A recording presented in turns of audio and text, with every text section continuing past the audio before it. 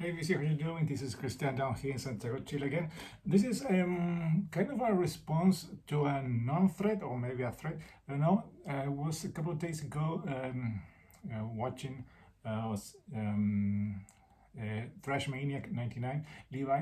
He was a really cool young guy. He was very much into the harder, the heavier, and the more extreme side of music, talking about and showing about 10 non-metal albums from the for the Metalhead, and I thought that's a really cool idea. Let's see if I have something here in my collection um, that I can show that I think are really cool music.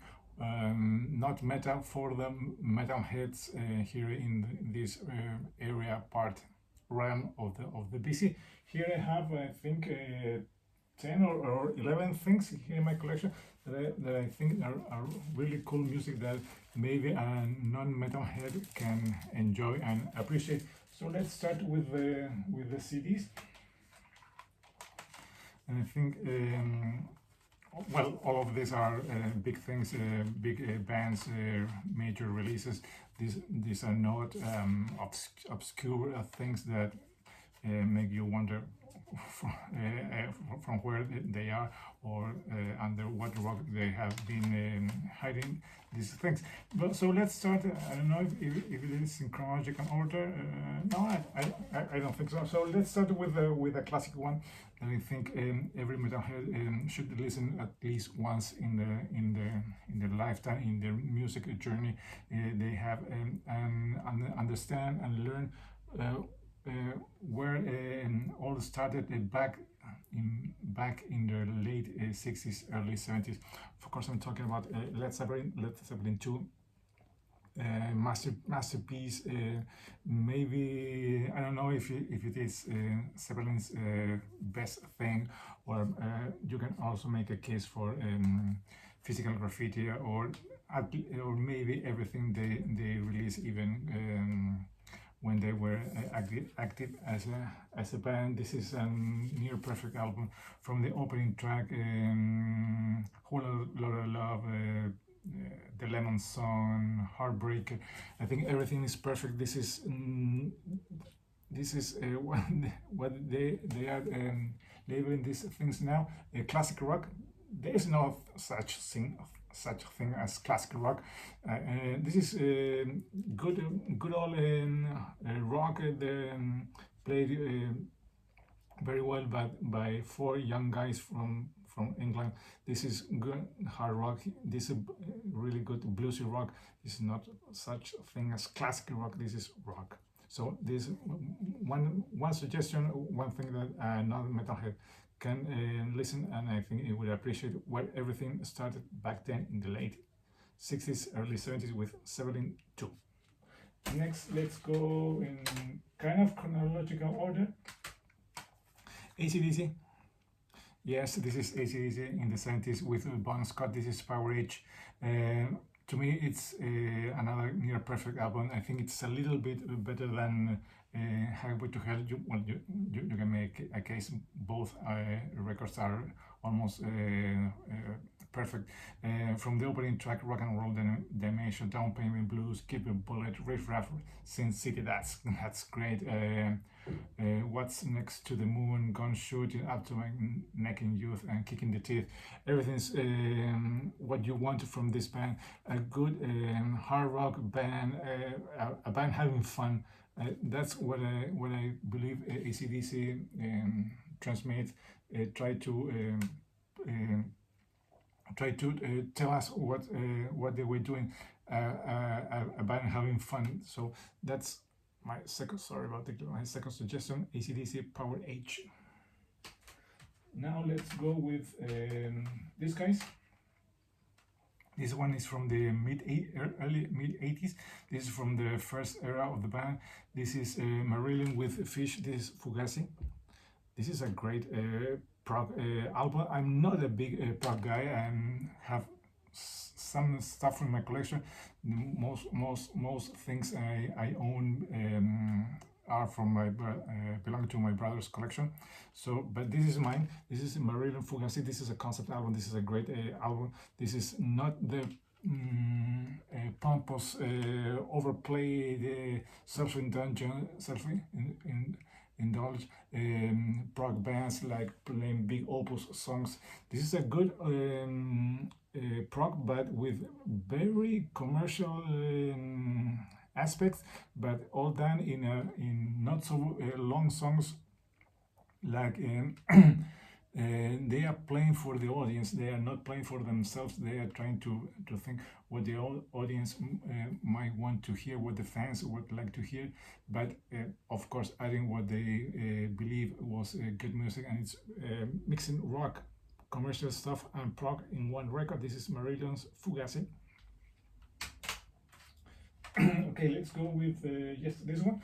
This is a cool band because I think this is one of the bands that gaps the bridge between rock, hard rock, and heavy stuff.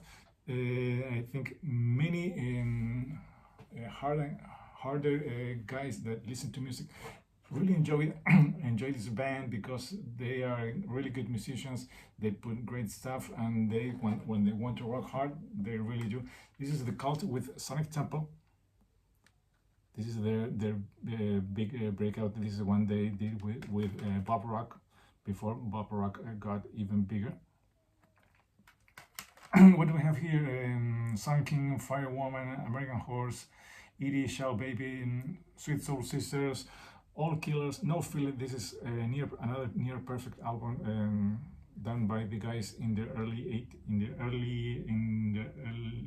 no, this is late 80s. I think this is 88 or 89. I can't see the font, it's way too small, but this is another perfect album, or at least a really cool one that any metalhead can appreciate and enjoy. Next, let's go with these guys.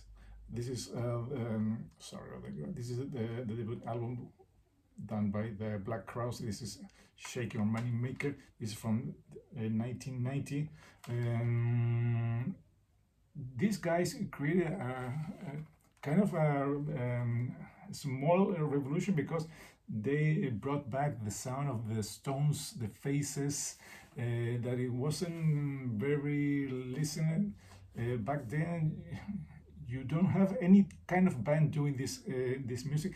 Maybe in the UK you have the Choir Boys and maybe a couple of more bands, but in the States you didn't have anything that sounded like this. From the opening track, Twice as Hard, and then Jealous Against, I think that's one of the best 1-2 punches in any debut album from a band in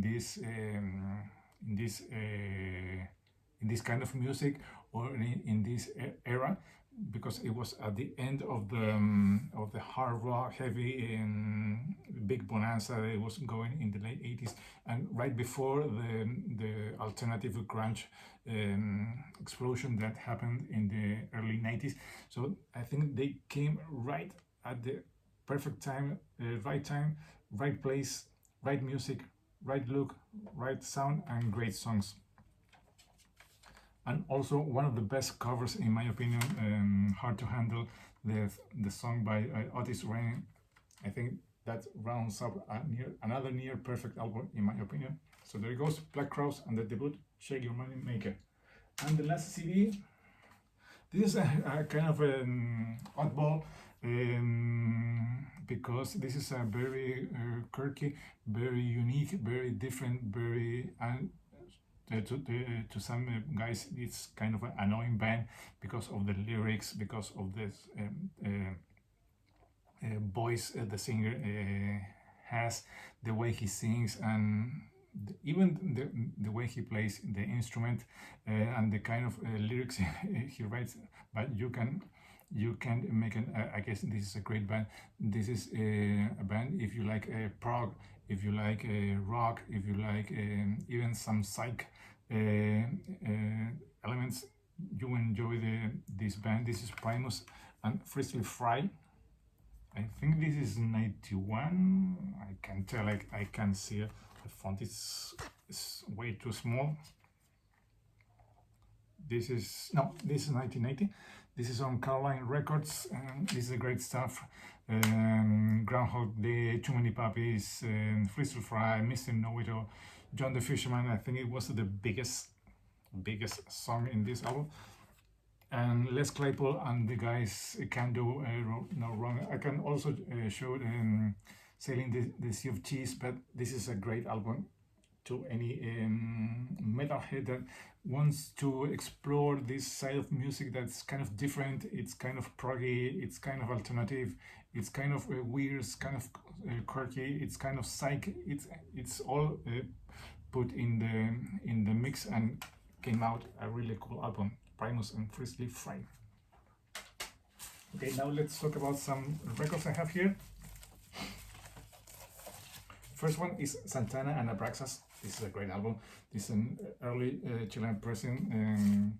What do we have here? We have here a Mexican guitar player doing what was, I think, kind of unique back then, mixing Latin sounds with rock and doing it a great way. What we have here, some really cool things taken from the Latin folklore, like some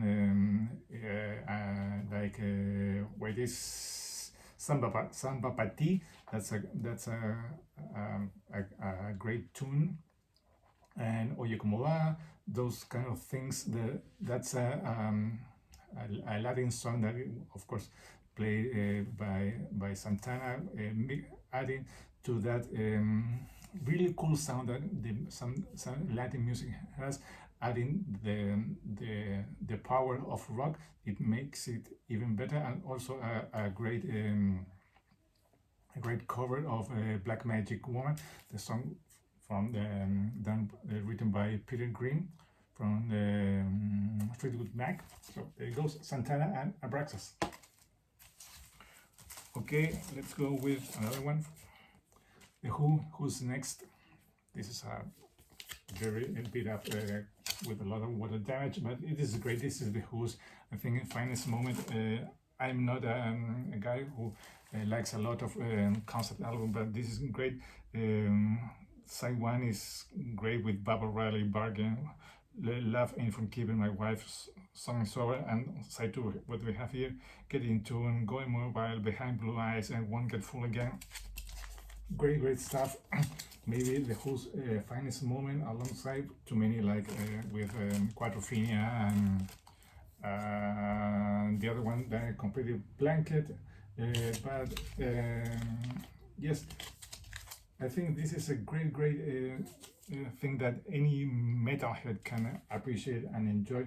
And if you also remember, two of these songs are constantly playing on rock radios, like Bob O'Reilly and Won't Get Full Again. So there goes the Who, and Who's next. Okay, let's go with a band that I think helped to create the sound that was developed in the mid early 80s in Los Angeles, with the hard rock, the guitar hero, the singer with a big persona, with a big stage presence. And of course, I'm talking about the Van Halen and their debut. Of course, we have four big characters, big musicians here. Of course, Eddie Van Halen, David Lee Roth, and the blueprints to any singer was David Lee Roth, and to any guitar player, of course, Eddie Van Halen, and also Alex Van Halen, a very underrated drummer, in my opinion, that helped alongside Michael Anthony. They made a great rhythm section that helped, of course, and supported all the things that Eddie Van Halen was doing with the guitar. Another thing that I think any metalhead should listen, and I think it would really appreciate. So there it goes, Van Halen and their debut album. There it goes. Next, let's talk about one of the biggest bands, also from the 70s. This is Queen and Queen 2. Another great band, I think a band bigger than life.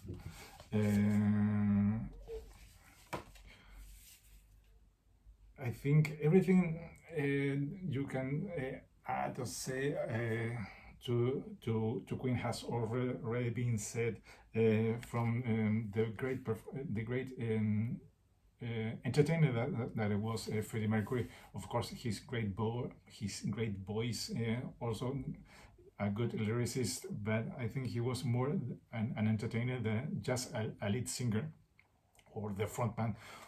And also, I think another very underrated musician is, of course, John Deacon and Brian May, two great guys and great composers too, that all together made a great band that made great records in the 70s. And this is a great one. This is Queen 2, of course. What do we have here? Father and Son, Ogre Battle, Nevermore, The March of the Black Queen, Seven Sea of Rise.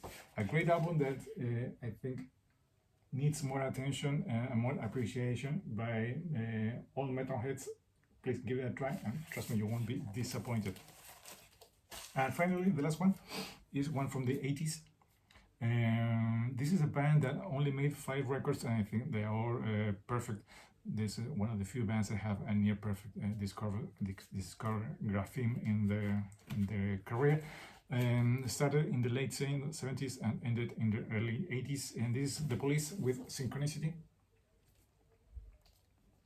What do we have here? A cool mix of pop, kind of reggae, synthesizers, and even some jazz elements added to the mix, thanks to Sting and the way Stuart Copeland plays the drums. Even though I think he said that he didn't like jazz at all, but I think the way he plays is very jazz influenced. But a great album, Synchronicity. We have here Synchronicity, Walking in Your Footstep, Miss Gradenko, that's a cool one. Synchronicity Part 2, Every Breath You Take, that's a big song. King of Pain, great one. Wrap Around Your Finger, Teen the Sahara, my numbers. And another almost greatest hits album done by these guys. And I think if any metalheads enjoy good music, good sound, catchy tunes, but not in the too commercial sound, or the way things are written today. And this one, where I think they were written with a purpose, that it wasn't just to entertain, it was to communicate things, but with having good elements in music, and of course great playing by the guys. I think this is maybe the Police finest moment, but you can argue with you can make a case in arguing that any album they release are great stuff. So those are 11 things in my collection, 11 non-metal albums that any metalhead, I think, should listen, and I think they could enjoy, and maybe, who knows, discover newer things that they have not listened yet.